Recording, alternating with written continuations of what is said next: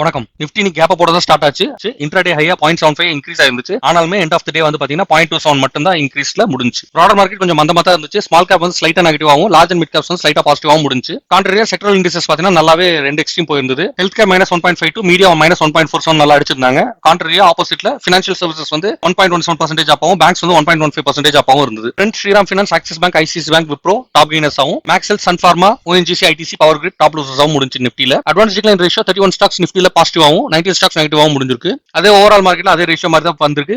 1700 stocks பாசிட்டிவாகவும், 1500 stocks மேல நெகட்டிவாகவும் close பண்ணிருக்கு. 114 stocks Appar circuit அடிச்சிருக்கு, 84 ஸ்டாக்ஸ் லோவர் சர்க்யூட் அடிச்சிருக்கு. 91 ஸ்டாக்ஸ் 52 வீக் ஹையும், 31 ஸ்டாக்ஸ் 52 வீக் லோலையும் ட்ரேட் ஆயிருக்கு இன்னைக்கு. ஆஸ் யூஷுவல் எஃப்ஐ வித்திருக்காங்க 4400 crores மேல, டிஐ வாங்கிட்டாங்க 6000 crores மேல. மேமத்தோட FI DI buying selling activity பார்த்தாவே நல்லா கிளியரா தெரியும். எஃப்ஐ வந்து ரொம்ப எல்லாம் வாங்க கிடையாது, ஒரு 4 நாள் பாசிட்டிவா வாங்கியிருந்தாலுமே அவங்களோட செல்லிங் வந்து ஹெவியா தான் இருந்திருக்கு. ருபி இன்னைக்கு கொஞ்சம் ஸ்ட்ராங்கா க்ளோஸ் ஆயிருக்கு, 96 கீழே போயிடுச்சு, 95.96 க்ளோஸ் பண்ணிருக்கு இன்னைக்கு. ஆர்பிஐயோட எஃபர்ட்ஸ் கொஞ்சம் ஹெல்ப் பண்ணுது, ஆனா இது வந்து சஸ்டைனபிள் கிடையாது.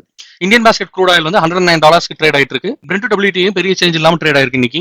இன்டர்நேஷனல் மார்க்கெட்ல கோல்டு வந்து ஸ்டில் 4500 லெவல்ஸ்ல தான் இருக்கு. லோக்கல் மார்க்கெட்ல ஸ்லைட் கரெக்ஷனோட 14620 ஒரு கிராம் 22 கேரட் கோல்ட் க்ளோஸ் ஆயிருக்கு. சில்வர் ₹295 ஒரு கிராமுக்கு க்ளோஸ் ஆயிருக்கு. டாலர் இண்டெக்ஸ் பிரிட்டி ஸ்ட்ராங் 99 பாயிண்ட்ஸ்லயே தான் ட்ரேட் ஆயிட்டு இருக்கு. இந்த வாரம் பெரிய ஏற்றம் இறக்கம் இல்லாம தான் சந்தை முடிஞ்சிருக்கு. என்னதான் ஸ்ட்ரைட் ஆஃப் ஹோமோஸ் வந்துட்டு ஓபன் பண்ணியிருந்தாலுமே இன்ஃபிளேஷன் ரொம்ப மோசமா இருக்க போகுதுன்றது ப்ரெடிக்ட் பண்ணிட்டு இருக்காங்க. வரும் வாரங்கள்ல அதோட சைன்ஸ் தெரியுதான்றதை பார்ப்போம். நன்றி.